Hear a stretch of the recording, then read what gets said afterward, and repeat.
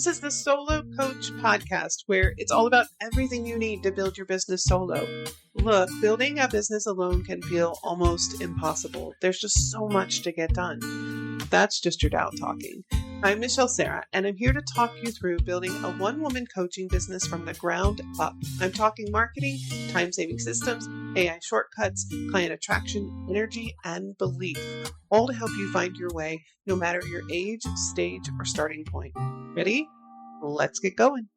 I want to give you a framework or method to write emails that actually sell. As a solo coach, you're wearing all the hats, and so you need all the tools you can get your hands on in order to make running your business and actually creating a business that grows and gets clients in the door as easy as possible. So I want you to imagine this. You're in a gym, and this is your marketing. This is all of the different things you do to grow your business and get clients. Now, email is that big guy or big gal, muscular gal over there in the corner who's bench pressing and lifting a lot of heavy weight. And this is your email marketing, okay? And the other corner of the gym is the social media, right? This little marketing channel, well, not little, but in comparison to email, it certainly is. So this is,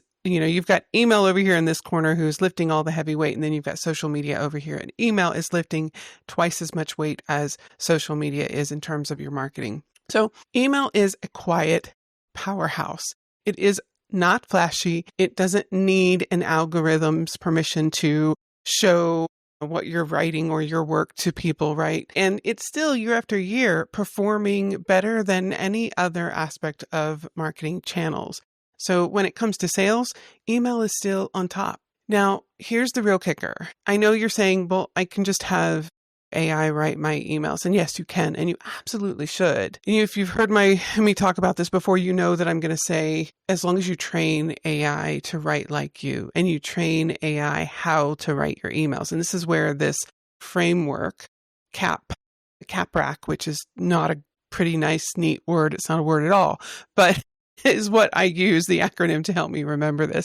So while AI is amazing for helping you write emails, and you should use it in that way, it doesn't naturally come with a built-in structure or a built-in formula to write your emails in a way that makes them sell. That's up to you to teach it how to do that. So as I said, you can teach it the structure. And when you do, you've already got this heavy lifter with email marketing. And now it's like you've given it a protein shake and a personal trainer, which is you.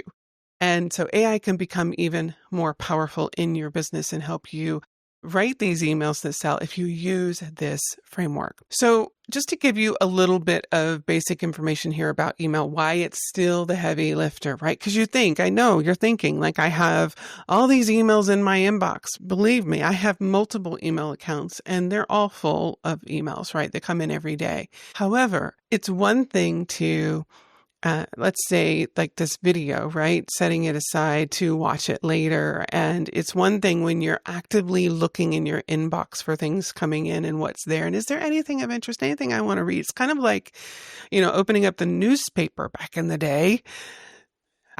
Gasp, like if you've ever actually held a newspaper or, a magazine for that matter. Like, we're already trained to pick up our phones and scroll and look. Is there anything on social media? Is there anything in my inbox?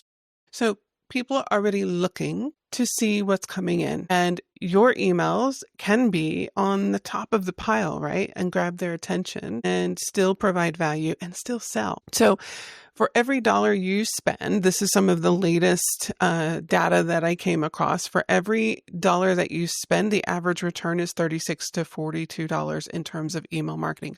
Every dollar you spend on email, so think of that in regards to your email marketing costs, you're going to get that $36 to $42 back on it if you're writing emails that sell. So you'd have to sell your soul to an algorithm. I mean, literally, probably part of your sanity too, in order to get that kind of ROI, right? On anything like social media and other, not necessarily all other channels, because again, it depends on how you're using it. But email, in terms of ease and learning curve, massive, right? The easiest one to go with. So And even knowing all of that, though, you're still at the mercy of random platform changes. Like let's set email aside for a moment. Social media, YouTube, even blogs for SEO and search, right? That's changing drastically. You're still at the mercy of something else changing, right? Changing the results you get from it. And, not to mention the loathing that comes after. And maybe that's just me. It probably is just me, but there's a whole lot to unpack there and a whole lot of complexity that maybe you don't need. So with email, you own your own list, right? You can talk directly to your people. And if you do it right, you can sell with every email, which is exactly what this framework, this CAPWRAC, horrible word, is meant to do. So let's go through this really quickly. This is 7 steps that I want to give you. Again, it's CAPWRAC, so CAPWRAC. And I want to explain each step of this framework or formula, whatever you want to call it. It's really a framework. So the first one is C, which is conversational. Always, always, always write your emails to your list in a conversational tone. Talk like you actually talk, not like you're writing a memo to the queen or giving a briefing to the CEO. Same thing. I don't know. Use contractions, everyday words, and those little side comments that you make, like when you're talking to a friend. And, this is where your personality gets to really come out. Get comfortable, practice writing as you in a conversational tone. If it helps, record, of course, with permission, a conversation that you have with a really close friend, and go back and listen to how you talk and the things you say and the little side comments or if there's humor in there, right? And bring that into your writing. A is for agitate the problem. Agitate. Now, I know agitate feels like such a negative word, but I promise this is not a negative action, and let me explain. So when we agitate a pain point, this is what this means. We're bringing to the forefront of a person's mind what they're struggling with. Because look, I don't know if this is you. Certainly is me at times. We are conditioned to avoid. Like, I really don't want to feel that discomfort today, so I'm just going to push it to the side and I'm going to come back and deal with it later. You know what I mean? Yeah. So when we agitate the problem, we bring their attention to it, bring it right back to the forefront of their mind. And I mean, in as much detail as we can. What we're doing is we're creating a safe environment for them to address the issue, right? To look at it and say, oh, yes, this is something I need to do something about, right? I made this promise to myself that I would do this. And we're giving them that opportunity. We're bringing this back up and helping them to understand and see a solution. So that brings me to the P, which is provide a solution. Absolutely. This is your solution. Whatever it is that you're promoting in this email, whether it is a free offer, whether it's a paid offer, whether it's a webinar, doesn't matter. Whatever it is that you're wanting to promote, whether it's just to engage with you on LinkedIn or, again, you pick, right? What is your call to action? So you're going to provide the solution. So in most cases, this is where we're providing a product or a service, a coaching program, a mini course, something of that nature. Keep it simple and direct and without, a whole TED Talk intro. They don't need the whole backstory here. That could be a different kind of email, just what it is and how it fixes the problem.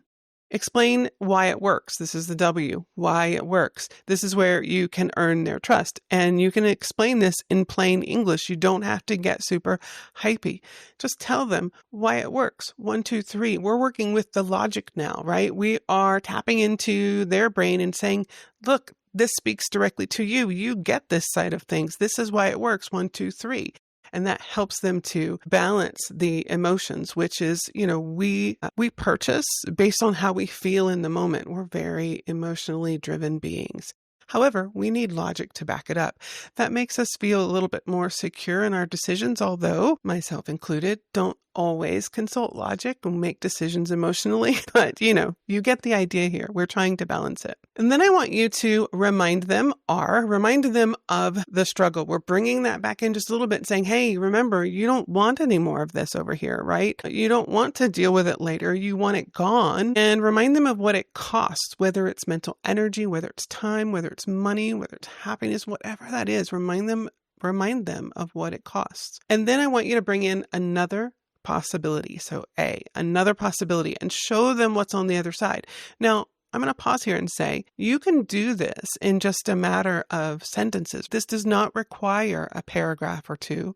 This can literally be done in 1 to 2 sentences. So show them another possibility. What's that possibility that they really want? What's that other outcome that they really want? Paint a picture of what that looks like in everyday life. And then finally, C is call to action. What do you want them to do now? You want them to go buy your product or program, right? Or whatever it is that your CTA is. So make this really clear and direct. Tell them exactly what to do, because most of us on a day-to-day basis are facing decision fatigue, and we don't want to have to decide anything else. So just tell me what to do, okay, please? That would be really greatly appreciated. All right, so there you have it. There is your framework for writing emails that sell. Now, I want to explain, just kind of reiterate really quickly why this matters more than ever. No matter even, 2025, email is still your most valuable skill in marketing.